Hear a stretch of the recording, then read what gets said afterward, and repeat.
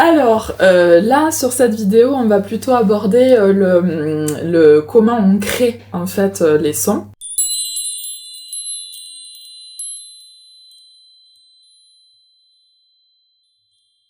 Donc, ça part toujours au départ de moi, donc j'écris des trames. Ces trames, elles naissent de grosses réflexions, donc c'est des réflexions qui sont longues, généralement je réécris, je désécris, je change, je réfléchis, parce qu'en fait, l'idée c'est d'envoyer à Romain quelque chose qui soit lisible, simple, mais qui ait des fractales, donc de résonance, des échos inconscients qui soient le plus large possible. Et là où il me surprend, mais il en parlera sûrement beaucoup mieux que moi, c'est que moi déjà, je lui envoie une trame qui est extrêmement complexe et qui a un spectre de libération qui est large, mais alors lui, par exemple, dans un des sons qu'on a créé, il m'a mis le galop d'un cheval qui vous traverse la tête, de là, qui vous passe à l'intérieur du vraiment, hein, on a l'impression qu'il nous galope et qui finit là-bas. Je ne lui ai jamais demandé ça. Il l'a fait, d'instinct, parce qu'il est génial. Et en fait, que ça soit en séance, que ça soit moi quand je l'ai vécu, c'est un truc de malade. Il a ce sens de inconscient, hein, parce que la création, il y a toute une part consciente aussi et une part inconsciente. Et donc, voilà, moi j'écris ces trames et je les lui envoie. Ça a été assez particulier parce que quand on a démarré, c'était donc sur le premier morceau qui a démarré, c'était Naissance. Donc c'était quand même quelque chose de nouveau pour moi. Mais effectivement, j'ai tout de suite eu cette sensation de, quand je lisais donc les trames que Marine m'a envoyées, d'avoir cette sensation de lire un scénario de film, d'avoir des images tout de suite qui me viennent en tête. Et en fait, ces images sont venues me parler à l'intérieur de moi. Alors, je pourrais pas vraiment expliquer le chemin que ça a fait entre la lecture, ma tête, mon cœur, enfin voilà, toutes ces choses-là. Et donc du coup, avec le logiciel que j'utilise, donc j'utilise un logiciel à la base qui est fait donc pour les producteurs de musique, mais j'utilise surtout des VST à l'intérieur. Donc c'est des sortes d'applications qui sont à l'intérieur de ce logiciel, qui sont utilisées dans le cinéma. Donc on revient toujours à cette trame de film finalement. Je vais vraiment me mettre dans ce scénario comme si je faisais partie de ce film.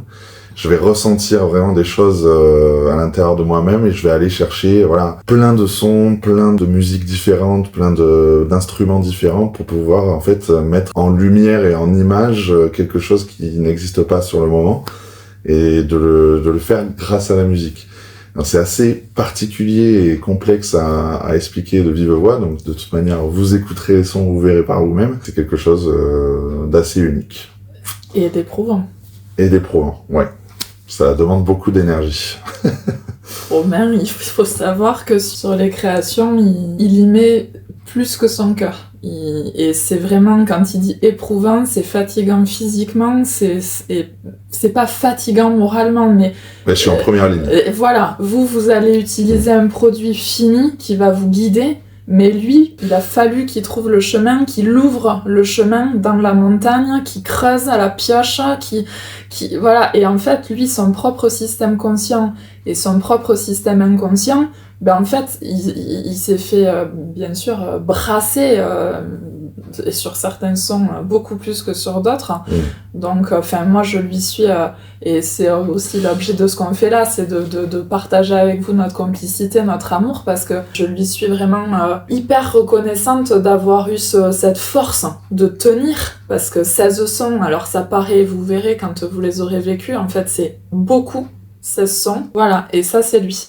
Et je pense qu'à part lui, il a une force, c'est comme un chevalier, quoi. C'est, je prends mon épée, je vais à la conquête d'un espace qui va ouvrir quelque chose au monde. Alors c'est un peu, c'est pas pour être prétentieuse, bien sûr, mais voilà, c'est un nouvel espace. Et il a ouvert cet espace-là pour nous. Non, j'ai été bien brassé. Et puis il y a eu une continuité, une suite de sons qui sont venus en fait créer une espèce de logique thérapeutique dans ma vie. Parce qu'en fait, je suis arrivé à une cadence à un moment donné assez rythmée, où je devais vraiment créer beaucoup, donc toutes les semaines j'étais dedans, etc. C'est vrai que en même temps, à côté, dans ma propre vie, j'ai vu beaucoup de changements et beaucoup de choses qui se sont accélérées.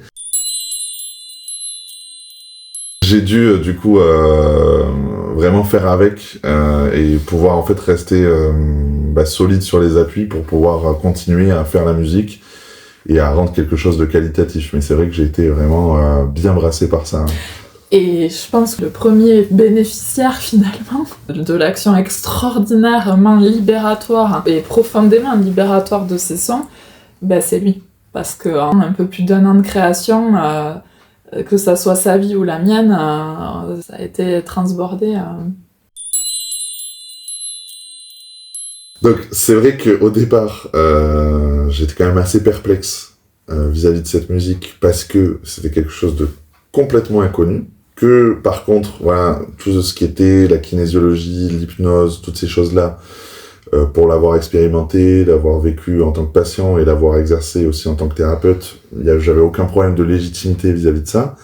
Mais c'est vrai que quand on est arrivé dans ce domaine où moi j'étais vraiment le premier créateur en fait de cette chose-là et de le donner en fait à des patients pour travailler sur certaines pathologies, sur certaines trames de vie. Donc c'est quand même une énorme responsabilité, sachant qu'il n'y a pas d'antécédent par rapport à ça. Ça a fait qu'au départ, j'étais quand même pas un syndrome de l'imposteur, mais j'avais quelques réticences, j'étais un peu perplexe vis-à-vis de tout ça. Mais en fait, ça s'est très vite dégagé de ça, puisque on a vu des résultats en fait assez rapidement sur beaucoup de gens. Et au fur et à mesure de la création donc de musicale, avec différents styles de musique et sur différentes trames en fait de problématiques, on a vu qu'en fait ça marchait en fait très bien. Et aujourd'hui, force est de croire que ça marche et que tout va bien.